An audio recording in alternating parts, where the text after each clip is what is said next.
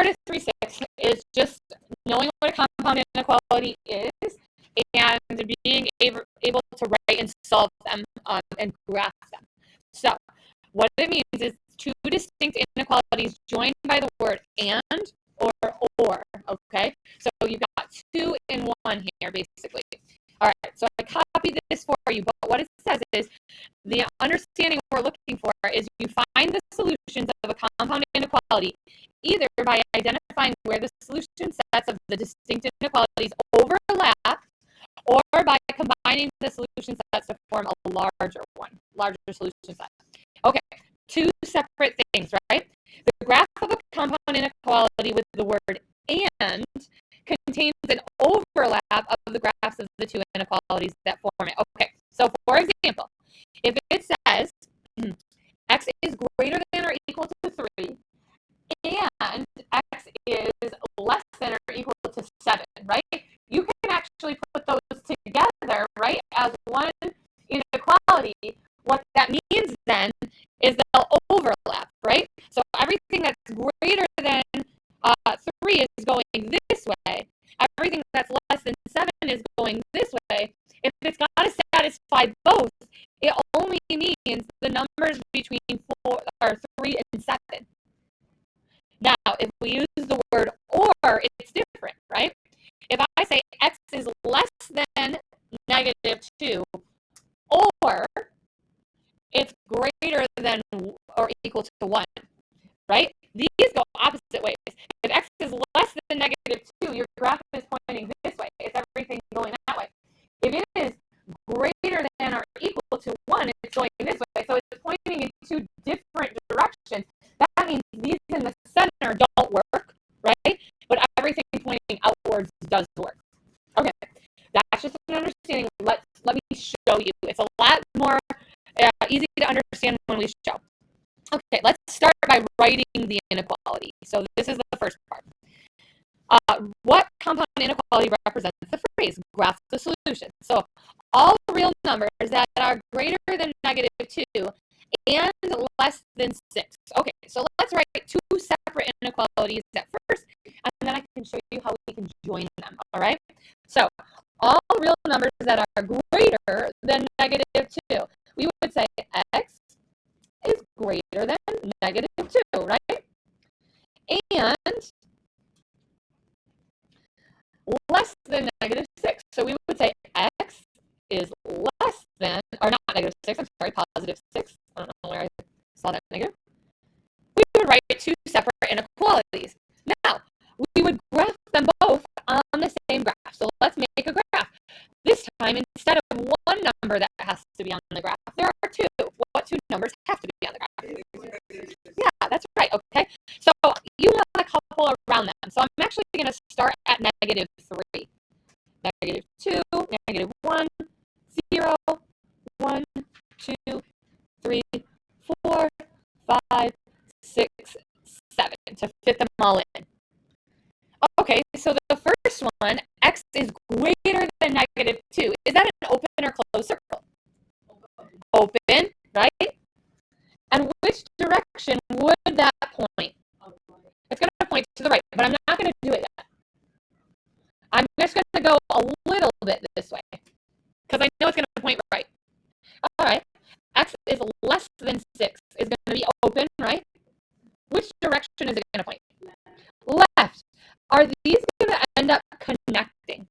Yes. So the graph of this looks like this. Okay? They connect. The word and indicates that they're going to connect. Okay?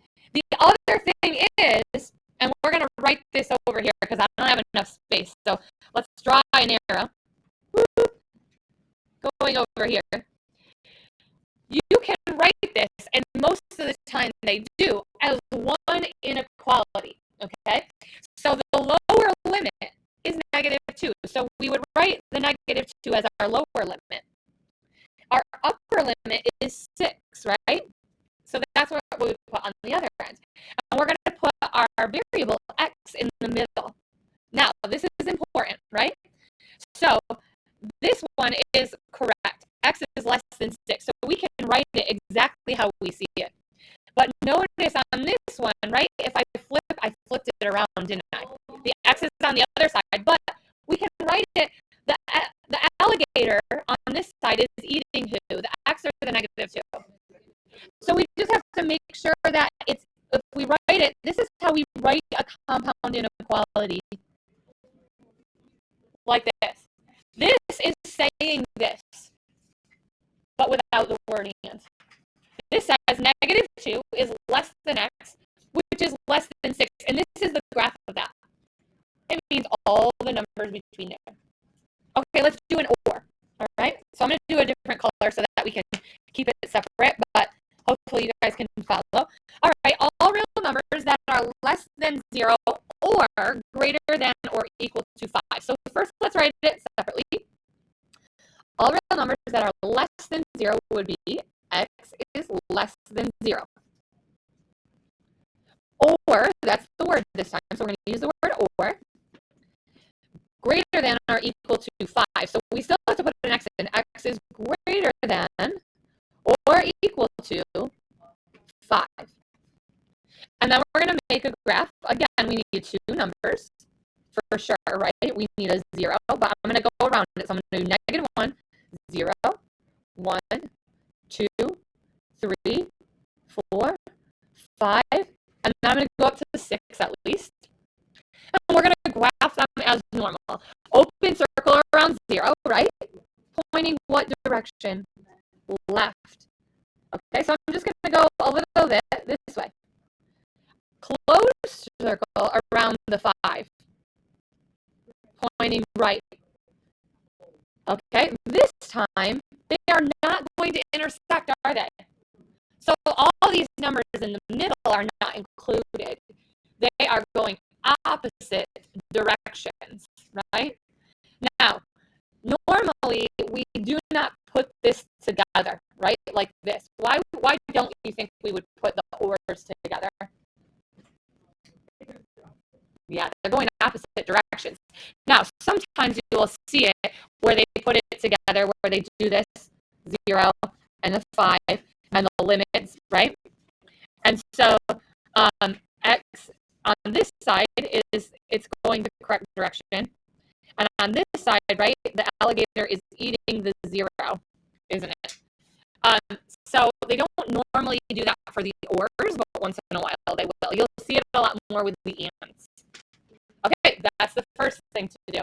Does that make sense to everybody so far? Okay, the next one is solving them. Okay, and graphing them as well.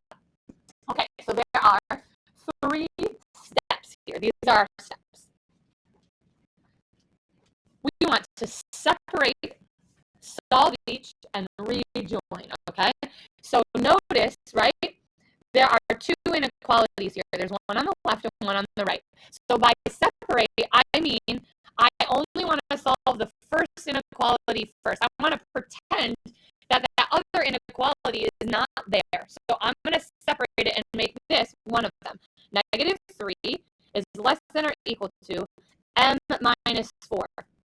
I'm going to do that one, and I'm going to do the other one. I'm going to pretend this one's not here. I'm going to have m minus 4 be less than -1. That's what I mean by separate. Now I'm going to solve each one, okay? So I'm going to start by solving this one. So m minus 4, right, is greater than or equal to -3. How do I solve that? What needs to be undone? Go ahead. Excuse me, go ahead on. Plus 4 on both sides. So I'm going to add 4. And I'm going to add 4 here. So now I've got m, and I don't need to flip the inequality. Is greater than or equal to positive what? 1. That's one of them that I'm going to end up graphing. Let's solve this one. What do I need to do on this side? Carla. I'm going to add 4 again.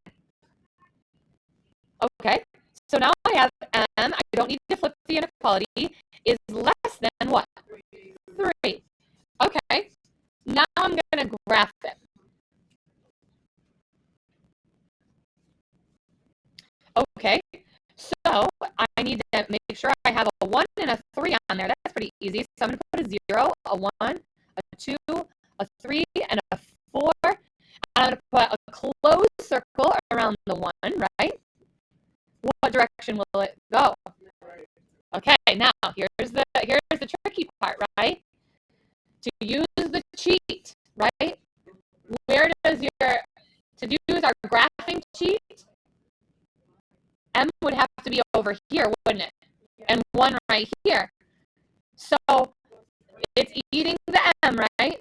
Okay, so we need this to be able to graph it and check it. So it's going to go right. This one's in the right direction, though, isn't it? Open or close circle? Open, and it's going to go left. So that connects, doesn't it? Now, here's the deal. When you reconnect the inequality, you can either write it like this. The answer is 1 is less than or equal to M, and this is the answer. M is less than 3. Here's the graph. The other answer written in this format, you just put it back together. The lower limit is 1, right? What's the upper limit? 3, right? M is in the middle. And we write it like this. So on this side, it's eating the M, right? And on this side, the inequality is eating the 3. This is the other way we would write it without the word and.